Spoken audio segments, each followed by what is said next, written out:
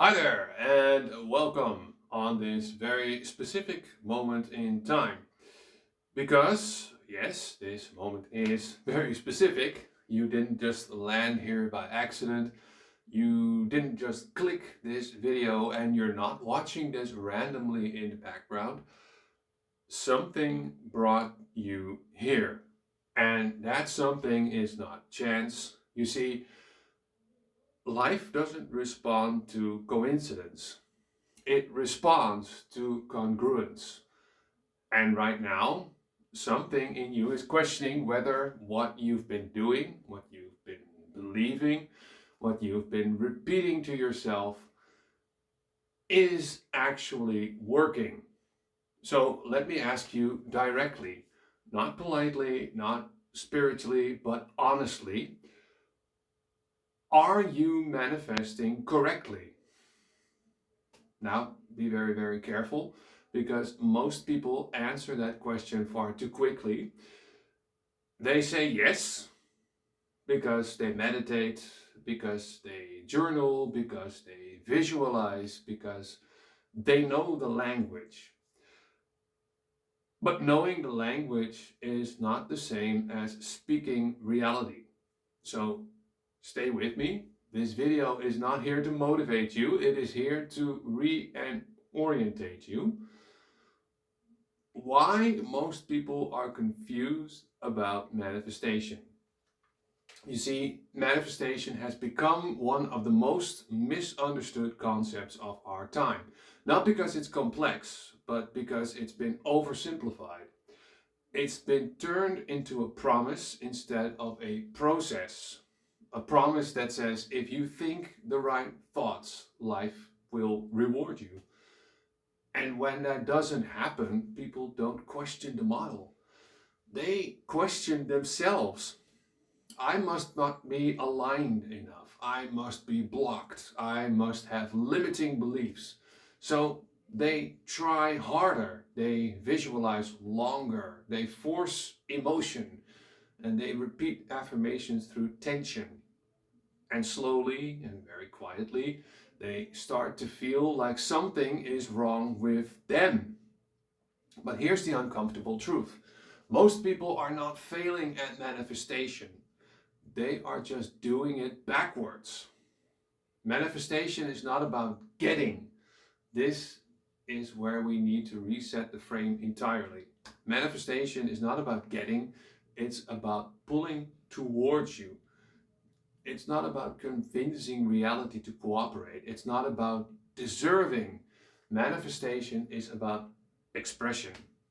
Reality reflects what it consistently is expressed to you, not what you want, not what you hope for, not what you ask for, what you embody. And embodiment is not mental, it's behavioral, psychological, relational. Your life is not responding to your vision board, it's responding to your patterns. The question that nobody really asks themselves is basically this. It's a question that will change everything. What state are you living in? Not visiting in, but living in.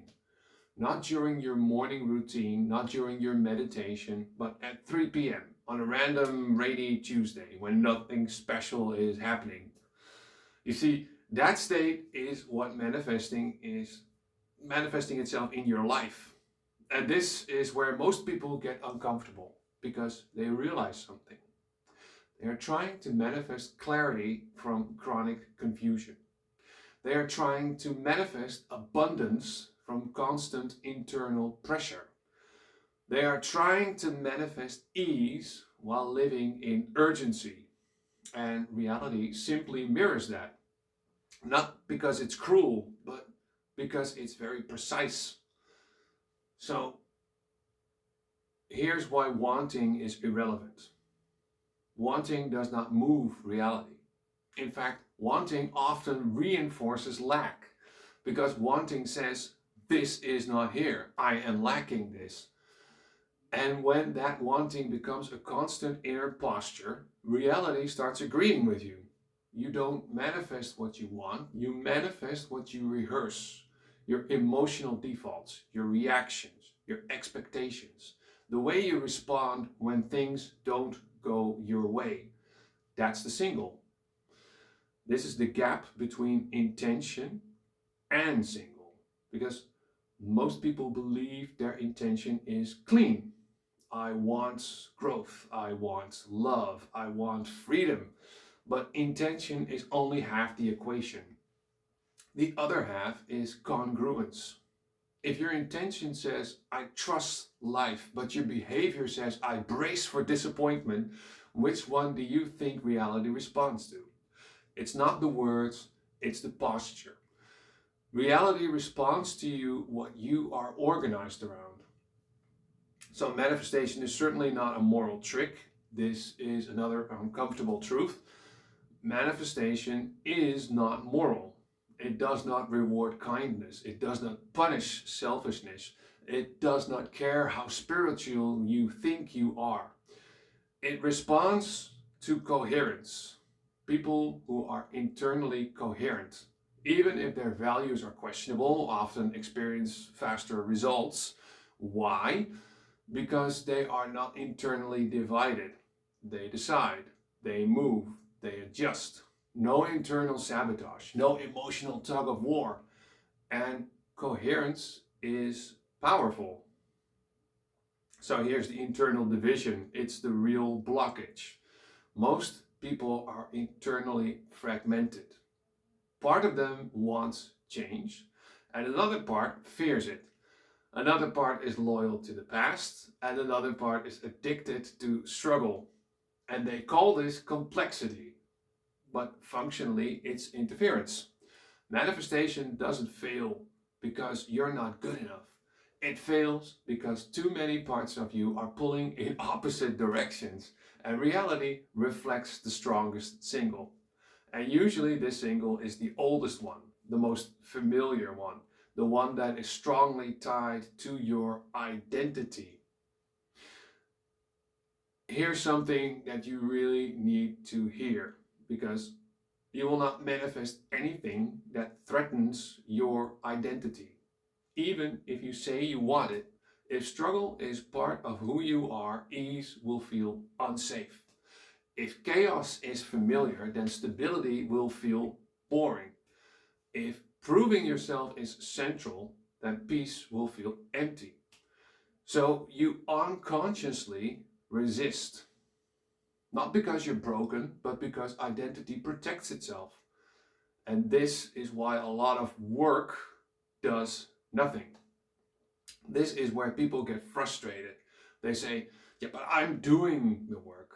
I'm working my butt off here, and they are, well, they're not doing it on top of an unchanged baseline. They add practices without subtracting patterns. They layer techniques on top of the same reactivity. So nothing fundamentally shifts, because manifestation is subtractive. It's about removing what distorts the single. Calm is not passive, and this is where you need to really be clear about it, because something really important is coming up now. Calm is not passivity, calm is not resignation, calm is not giving up. Calm is non-interference. It's acting without inner friction. When your actions are clean, not rushed, not reactive, not compensatory, reality responds faster. Not magically, but mechanically. And here is why force just never works. Force is a sign of mistrust. It says, if I don't push, this won't happen. That posture leaks into everything. Your timing becomes off. Your communication tightens. Your decisions become desperate. And reality mirrors that. Not because it's testing you, but because you're broadcasting pressure. That's the single. So here's another thing about manifestation and time. And this is a real big misconception. Manifestation is not about speed. People who obsess over how long it takes are usually reinforcing impatience. And impatience is a state that says this moment is insufficient. So life agrees and stretches time. It's the role of self-relations. How you relate to yourself is how reality relates to you. If you are constantly correcting yourself, pushing yourself, doubting yourself, reality does the same. Not symbolically, relationally, because you are the template. And this is the part that most people will start to avoid, actually. Here's the part most people really don't want to face. Some of your blocks are benefits. Struggle gives meaning. Waiting gives hope. Wanting gives identity.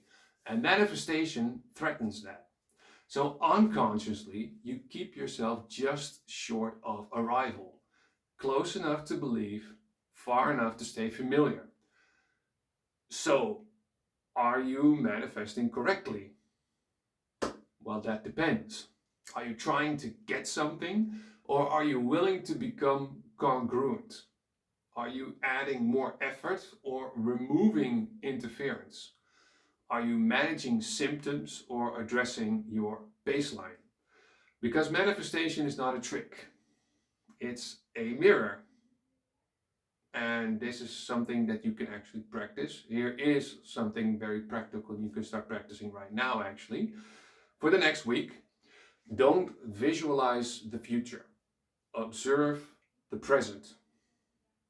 Notice for yourself how you move through the day, how you respond to friction, how quickly you tense up, how often do you rush. That is your single. Not what you post, not what you say, not what you believe, what you do when no one is watching. So here's the final question, and I will leave you with this. If your life is a reflection, what exactly are you reflecting right now? And are you willing not to force change, but to stop interfering with it? My name is JT, and if this video made you slightly uncomfortable, well, that's good. That's a good sign, because it means it gave you some discomfort, and discomfort is often clarity arriving. If this resonated, write clear in the comments. And if you're ready to go deeper, not into motivation, but into alignment that actually holds, then visit my website, jtscenterstripe.eu. That is jtscenterstripe.eu. Thank you for being here. Slow down, let your body catch up, and I will see you on the next video. Have a really nice day. Bye-bye.